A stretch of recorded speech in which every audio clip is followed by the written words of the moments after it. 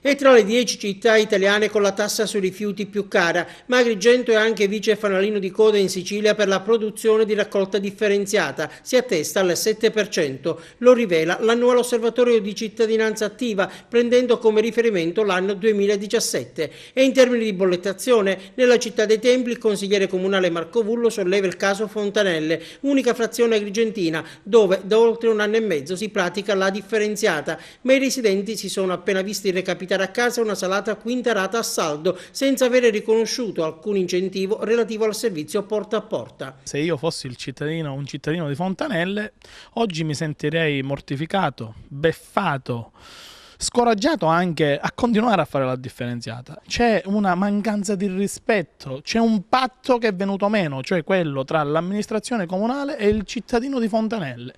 Al cittadino di Fontanelle doveva oggi risultare in bolletta una minima quota, un qualsiasi tipo di incentivo, un 20%, il 10%, il 5%, anche €1, un segnale. Non è arrivato nulla, senza poi parlare di tutto quello che la differenziata sta comportando nella città di Agrigento in termini di disservizio. E la quinta rata potrebbe anche non essere il saldo, avverte Marco Vullo. O metaforicamente già è arrivata, e vi spiego subito il perché. Noi ci ritroviamo nella città di Agrigento a subire un fenomeno, il cosiddetto conferimento della spazzatura dei cittadini stranieri, così lo chiamai io qualche mese addietro, quando puntai il dito sull'amministrazione comunale per dire: sorvegliate il nostro territorio, controllatelo. Ecco, lì c'è stata un'incapacità. Oggi ci troviamo di fronte ad un peso consistente di costo di conferimento della spazzatura che è pari a 1.400.000 euro, che non è la spazzatura degli agrigentini, è la spazzatura dei cittadini residenti in altri comuni che, non differenziando, hanno differenziato ad Agrigento.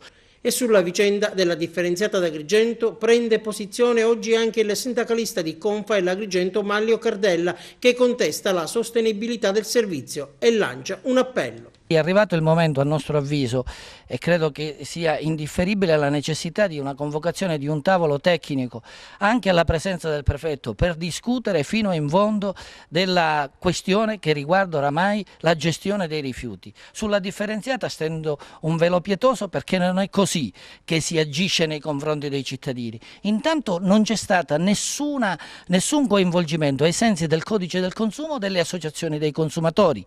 E ovviamente questo è un grosso problema. Con chi parla l'azienda? Con chi parla l'assessore Fontana quando deve fare un piano di distribuzione, quando deve fare un progetto di informazione verso i cittadini? Questi non parlano con nessuno.